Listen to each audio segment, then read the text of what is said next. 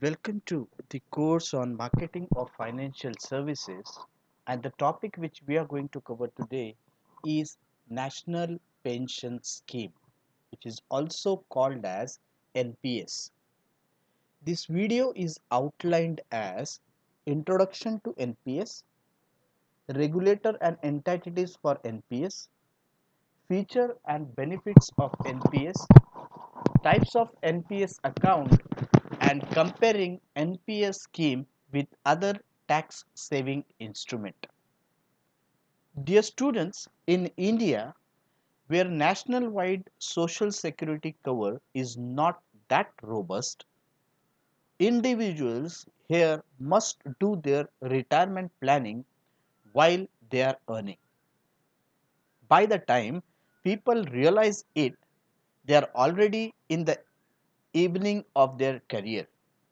To ensure a decent regular income during heydays of life, one needs a big retirement corpus, which is difficult to be accumulated in last few years of our career. To avoid such a disappointment closer to the old age, one must understand the importance of small but regular investments of long-term plan.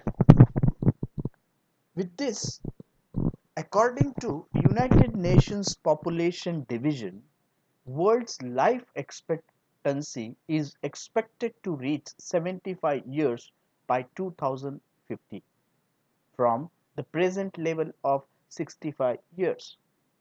The better health and sanitization conditions in India have increased the lifespan.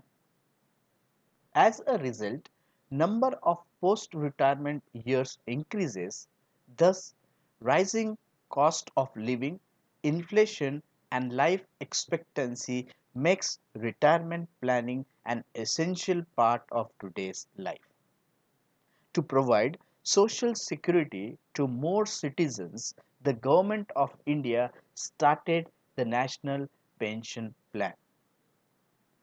Pension plan provides an individual a financial stability as well as financial security during the old age when people don't have regular source of income. Retirement plan ensures that people live with pride and without compromising their standards of living during advancing years. Pension scheme gives an opportunity to invest and accumulate savings and get lump sum amount as regular income through annuity plan or retirement. Government of India in this context established Pension Fund Regulatory and Development Authority. The National Pension System scheme was launched on 1st January 2004 with the objective of providing retiring income to all citizens. NPS aims to institute pension reforms and to inculcate the habit of saving among the citizens. National Pension Scheme, which was introduced previously only for the government recruits except the armed forces, with effect from May 2009, NPS has been provided for all citizens of the country, including the unorganized sector workers on voluntary basis. National Pension Scheme is a social security and welfare scheme under which individual contributes to his retirement account. The employer can also contribute towards it. NPS is defined as defined contribution basis where the subscriber contributes to his account and there is no defined benefit that would be available at the time of exit from the system, and the accumulated wealth depends on contribution made and the income generated from the investments made. In short, NPS is an easily accessible, low cost, tax efficient, flexible and portable retirement saving scheme. The greater the value of contributions, the greater the investments made. The longer the term over which the fund accumulates and lower the charges deducted, larger would be the eventual benefit of the accumulated pension for the subscribers. Let us move forward and try to understand what are the different regulators and entities for NPS. The first, which we have already discussed, is the Pension Fund Regulatory and Development Authority. Pension Fund Regulatory and Development Authority, that is what is responsible to develop and regulate the pension market in India. It is an autonomous body which is set up by Government of India. Second entity on the slide is point of presence, which is called as POP. These are the first point of interaction of the NPS subscriber with the NPS architecture. The authorized branches of a POP, called point of presence service providers, will act as collection point and extend number of customer services to NPS subscribers.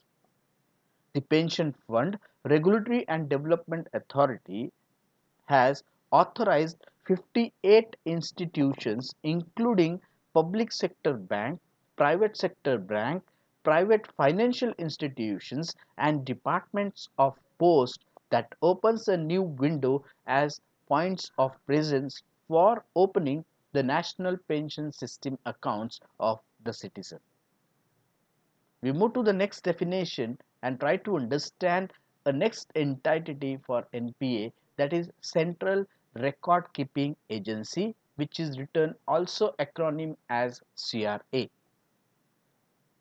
The record keeping, administration and customer service functions for all subscribers of the NPS are being handled by the National Security Deposit Limited, NSDL, which is acting as a central record keeper for the NPS. And the fourth point is the entity is Annuity Service Providers, which is written as ASP. It is a new window which should be responsible for developing regular monthly pension to the subscriber after it exits from NPS. With understanding of regulator and various entities for NPS, we move forward and try to understand what are the features and benefits of National Pension Scheme.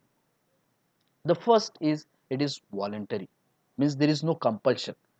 This is a voluntary investment option where investors can contribute at any point of time and also change the amount he or she wants to set aside and save every year for NPS. Second benefit is easy access. Opening and managing NPS account is quite simple. A subscriber can open an NPS account by oneself, either online through eNPS or maybe offline through the point of services. Subsequent operations of NPS, like changes in subscriber detail contribution, can be done online through the login credential which are offered to the subscriber. Most important benefit, NPS has tax benefits. Subscriber enjoys tax benefit of 1.5 lakhs, which includes their own contribution as well as employers' contributions as applicable.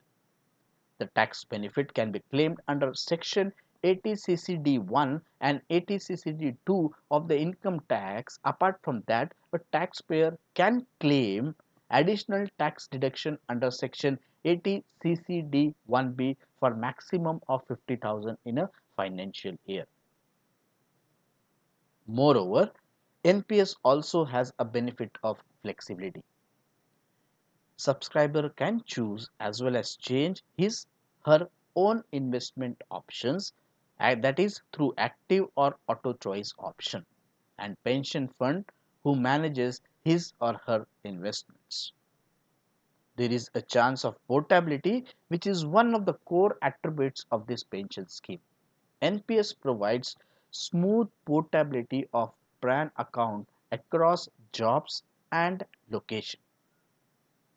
Low cost structure is again one of a unique benefit which is offered by National Pension Scheme. This scheme is considered to be one of the low cost pension schemes, and it is believed, they say, comparatively the administrative charges and fund management charges of this scheme are lowest as compared to other, as it is regulated by PFRDA. Hence it has transparent investment norms and regular monitoring and performance review of fund manager, which is usually carried out by an NPS trust. With this, we move into the deeper of what are the different types of account NPS has. The two primary accounts under the NPS are Tier 1 and Tier 2. The Tier 1 is default account while the Tier 2 is a voluntary addition. For example, if it is written default means compulsory, and if the subscriber wish, it can have a Tier 2 account opened or get executed. That also can be done very easily with respect to the opening of that account. It is not mandatory. The Tier 1 account is mandatory for everyone who opts the NPS scheme. Central government employees have to contribute 10% of the basic salary. For everyone else, the NPS is a voluntary investment option. Similarly, there is a need of comparing NPS scheme with other tax saving instrument. Here we have tried to compare NPS with three different types of tax saving instruments such as ELSS, that is equity linked saving scheme, public provident fund, and fixed deposit. Apart from NPS, we are very well aware of various tax saving instrument options under section 80C, which are mentioned here for the comparison with NPS. The NPS can earn higher returns than PPF or FD, but it is not as tax efficient upon maturity. For instance, you can withdraw up to 60% of your accumulated amount from your NPS account. Out of this, 20% is taxable. Moreover, taxability on NPS withdrawal is subject to change. In short, I would like to conclude that National Pension System is one of the most preferred investment instrument amongst investors because of its tax benefits, low cost structures, and good returns. Any individual from the age 18 to 65 can join NPS and remain invested until 70 years of age. This is what are the information related to NPS. Thank you.